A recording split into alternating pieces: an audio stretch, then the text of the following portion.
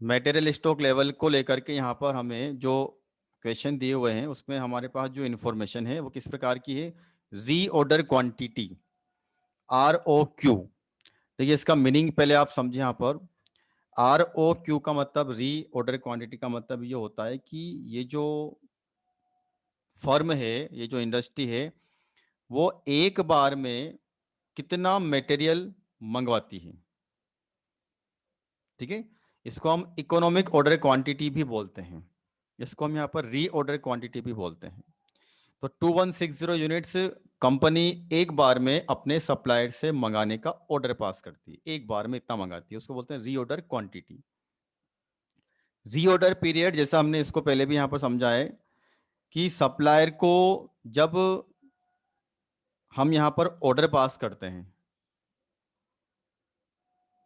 ठीक है, तो वो सप्लायर हमारा वो ऑर्डर कितने दिनों में हमको कंप्लीट करके देता है, मतलब वो गुड्स की डिलीवरी कितने दिनों में करके देता है, उसको बोलते हैं रीऑर्डर पीरियड। तो 4 to 6 वीक यहां पर हमको दिया हुआ है रीऑर्डर पीरियड। मतलब कभी 4 दिन में हमारा गुड्स आता है, कभी मैक्स 6 दिन में, तो कभी ये जो मैक्सिमम है, जो 4 वीक क्या है, मिनिमम मिनिमम री ऑर्डर पीरियड, कि 4 दिन में भी हमारे पास में कभी ये गुड्स आ चुका है। और 6 वीक, 4 वीक में, और 6 वीक से ज्यादा कभी ऐसा हुआ नहीं कि हमारे पास गुड्स नहीं आया। तो री ऑर्डर पीरियड 4 to 6 वीक। तो 4 क्या है, मिनिमम री ऑर्डर पीरियड, 6 क्या है, मैक्सिमम री ऑर्डर पीरियड। इसको आपको इस तरीके से देखना है। Maximum consumption 540 units per week. Maximum consumption का मतलब ये है कि जो रॉ मेटेरियल हम प्रोडक्शन की प्रोसेस में काम में लेते हैं, उसका अधिकतम कंजम्पशन एक वीक में कितना होता है, अधिकतम मैक्सिमम 540 यूनिट्स। ये जो पास्ट रिकॉर्ड होते हैं, ये जो हिस्ट्री होती है, उसको देख करके यहाँ पर ये अजम्पशन, ये मेजरमेंट तैयार किए जाते हैं कि कंपनी में जो प्रोडक्शन होता है उसमें रॉ मटेरियल की आवश्यकता होती है, कच्चे माल की आवश्यकता होती है। तो उस रॉ मटेरियल का मैक्सिमम कंजम्पशन एक वीक में 540 से ज़्यादा नहीं होता। इसी प्रकार नॉर्मल कंजम्पशन, नॉर्मल का मतलब होता है एवरेज, कि रेगुलर बेसिस पर जनरली सामान्यतया एक वीक में 360 इकाइयों का कंजम्पशन प्रोडक्शन की प्रोसेस में होता है। मिनिमम कंजम्पशन का मतलब 180 यूनिट एक वीक में लगती है, कभी ऐसा भी होता है, लेकिन इससे कम कभी नहीं हुआ।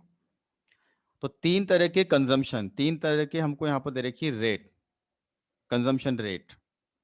ठीक है, 540 यूनिट्स पर वीक, 360 पर वीक, 180 पर वीक। ठीक है, अब कभी ऐसा भी होता है कि मान लीजिए क्वेश्चन के अंदर हमको मैक्सिमम मालूम है, मिनिमम मालूम है, लेकिन हमको ये नॉर्मल कंजम्पशन नहीं दिया हुआ है। तो हम नॉर्मल कंजम्पशन कैलकुलेट कर सकते हैं। नॉर्मल का मतलब एवरेज कंजम्पशन। कैसे होगा वो, maximum consumption plus minimum consumption divided by 2। Maximum consumption को मिनिमम कंजम्पशन के साथ ऐड करके यदि हम उसका एवरेज कर दें, तब भी हमको यहाँ पर एवरेज कंजम्पशन का मालूम चल जाता है। और एवरेज का मतलब होता है नॉर्मल कंजम्पशन।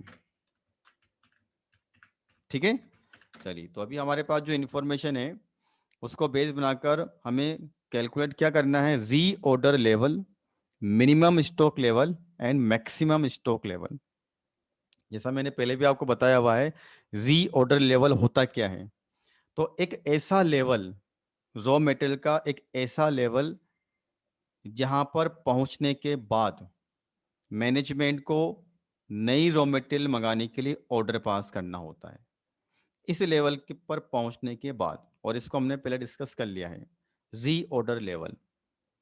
मान लीजिए मैं आपसे बोलता हूं कि कंपनी 500 किलोग्राम या 500 यूनिट्स का री ऑर्डर लेवल फिक्स कर लेती है कि इस लेवल पर जैसे ही गोडाउन के अंदर रॉ मटेरियल पहुंच जाती है, अब हमको एक ऑर्डर पास करना होगा, नया माल हमको मंगाना होगा। तो री ऑर्डर लेवल एक ऐसा लेवल रॉ मटेरियल का जहां पर पहुंचने के बाद जो टच हो जाता है, उसके बाद में फिर से नया ऑर्डर पास करना पड़ेगा।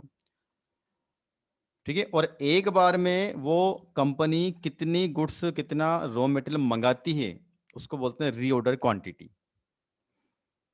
तो एक तो हुआ रीऑर्डर क्वांटिटी, एक हुआ रीऑर्डर लेवल। इसी प्रकार से कंपनी ने यहाँ पर रॉ मटेरियल के अलग अलग स्टॉक लेवल बना रखे हैं, minimum stock level, maximum stock level, जो हमको यहाँ पर कैलकुलेट करने हैं।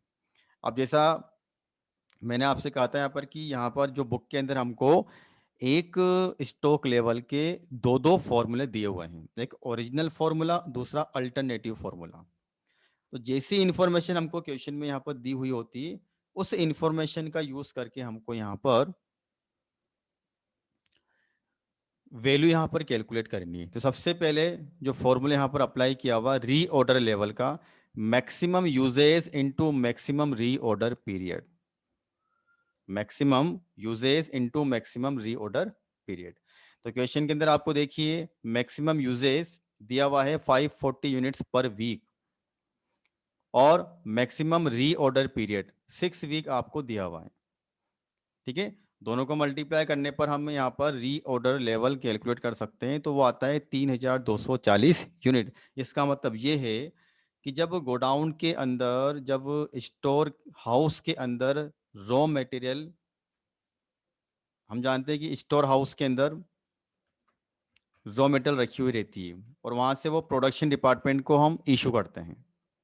ठीक है, तो जैसे ही स्टोर हाउस के अंदर रॉ मटेरियल का जो लेवल है वो 3240 यूनिट हो जाता है, मतलब इतनी यूनिट से रॉ मटेरियल की वहां बची हुई है। ठीक है, तो जैसे ही यूनिट्स का लेवल यहाँ पर 3240 टच हो जाता है, तुरंत कंपनी को एक नया ऑर्डर पास करना होगा। ठीक है, और जितनी क्वांटिटी कंपनी एक बार में मंगाती है उसको बोलते हैं रीऑर्डर क्वांटिटी या फिर इकोनॉमिक ऑर्डर क्वांटिटी। कितनी क्वांटिटी एक बार में कंपनी ने मंगवाई अपने सप्लायर से। ठीक है, तो ये तो हुआ आपका रीऑर्डर लेवल का मैटर। 3240 यूनिट जैसे ही गोडाउन के अंदर टच होती है, कंपनी तुरंत एक ऑर्डर यहाँ पर पास करेगी। ठीक है, चलिए मिनिमम स्टॉक लेवल। देखिए सबसे पहली बात तो ये कि अगर आपको फॉर्मूले यहाँ पर याद हैं तो आप आसानी से आंसर यहाँ पर कैलकुलेट कर सकते हो। मिनिमम स्टॉक लेवल का फॉर्मूला है reorder level minus normal usage into normal reorder period या नॉर्मल पीरियड ऑफ सप्लाई। देखिए रीऑर्डर लेवल अभी हमने यहाँ पर कैलकुलेट किया 3240, अब इसमें से हमको माइनस करना है normal usage into normal period of supply.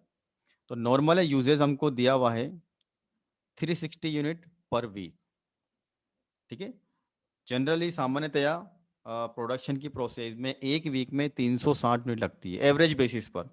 उसको हमको मल्टीप्लाई करना है नॉर्मल रीऑर्डर पीरियड से। अब नॉर्मल रीऑर्डर पीरियड हमको क्वेश्चन में नहीं दिया हुआ है, लेकिन हमको मिनिमम रीऑर्डर पीरियड और मैक्सिमम रीऑर्डर पीरियड दिया हुआ है। तो ये छोटे छोटे फॉर्मूले हैं जो आपको यहाँ पर समझने हैं। मिनिमम रीऑर्डर पीरियड और मैक्सिमम रीऑर्डर पीरियड का यदि हम एवरेज कर लेते हैं तो हमें एवरेज रीऑर्डर पीरियड, जिसको हम नॉर्मल रीऑर्डर पीरियड भी कहते हैं, मिल जाता है 5 वीक। ठीक है, चलिए तो ये हमने नॉर्मल रीऑर्डर पीरियड या फिर नॉर्मल लीड टाइम या नॉर्मल पीरियड ऑफ सप्लाई, हम इसको किसी भी नाम से बुला सकते हैं। ठीक है, तो 3240 में से हमने माइनस किया 360 इंटू 5, तो हमारा आंसर आता है 1440। मैक्सिमम स्टॉक लेवल 1440 इनका है मैक्सिमम स्टॉक लेवल। इतना लेवल ये मेंटेन करके रखते हैं मैक्सिमम, मिनिमम सॉरी मिनिमम। अब आप बात करते हैं मैक्सिमम का। मैक्सिमम मैक्सिमम का मतलब इससे ज़्यादा ये स्टॉक मेंटेन करके नहीं रखेंगे। ठीक है, मिनिमम का मतलब इतना स्टॉक तो ये हमेशा मेंटेन करके रखेंगे। तो सबका अलग अलग मीनिंग है, सबका अलग अलग मीनिंग है। ठीक है, तो अभी हमने यहाँ पर रीऑर्डर लेवल कैलकुलेट किया, उसके बाद फिर हमने यहाँ पर मिनिमम स्टॉक लेवल कैलकुलेट किया। अब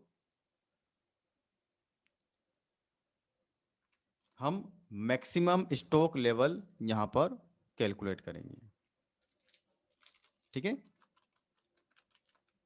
चलिए, फॉर्मूला अगर हम देखें तो री ऑर्डर लेवल प्लस री order quantity minus minimum uses into minimum lead time, minimum consumption into minimum lead time 3240 हमारा, इसमें री ऑर्डर लेवल हमने पहले कैलकुलेट किया, प्लस री ऑर्डर क्वांटिटी 2160 इकाइयाँ, ठीक है, माइनस 4 इंटू 180, तो हमारा आंसर आता है 4680 यूनिट्स। अब इसको हम एक और तरीके से भी यहाँ पर कैलकुलेट कर सकते हैं, री ऑर्डर लेवल और मिनिमम स्टॉक लेवल को अगर हम जोड़ दें, देखिए फॉर्मूले बहुत सारे हैं। री ऑर्डर लेवल एक बार हम इसको चेक कर लेते हैं, री ऑर्डर लेवल 3240, ठीक है, मतलब इस लेवल पर आकर के एक नया ऑर्डर पास करना है, प्लस इसमें मिनिमम स्टॉक लेवल 1440, इन दोनों को अगर हम ऐड कर दें तब भी हमारा मैक्सिमम स्टॉक लेवल यहाँ पर एक तरह से क्रॉस चेक हो रहा है, लेकिन जो फॉर्मूला हमको दिया हुआ है हमको वही अप्लाई करना है। ये मैं आपको बस एक टेली करके बता रहा हूँ, 3240 1440 कितना आता है 4680। देखिए री ऑर्डर लेवल का मतलब क्या है कि यहाँ तक का लेवल जैसे ही फर्म में आता है नया ऑर्डर पास होगा। मिनिमम का मतलब क्या है, इतना लेवल, इससे नीचे का भी मेटल का लेवल आना नहीं चाहिए। और मैक्सिमम का मतलब क्या हुआ, इससे ज्यादा स्टॉक को मेंटेन करके रखना नहीं, क्योंकि ज्यादा रॉ मेटेरियल को अगर हम परचेज कर लेते हैं, उसका स्टॉक मेंटेन करते हैं, तो हमारी कैपिटल ब्लॉक हो जाती है, हमारी पूंजी यहाँ पर अनावश्यक रूप से जाम हो जाती है। और यदि हम यहाँ पर रॉ मेटेरियल कम मेंटेन करके रखते हैं तो हमारा प्रोडक्शन यहाँ पर रुक सकता है, ठीक है। तो इस तरह से हमारे पास जो इन्फॉर्मेशन थी उसकी हेल्प से हमने यहाँ पर री order level, minimum stock level और मैक्सिमम स्टॉक लेवल का कैलकुलेशन किया।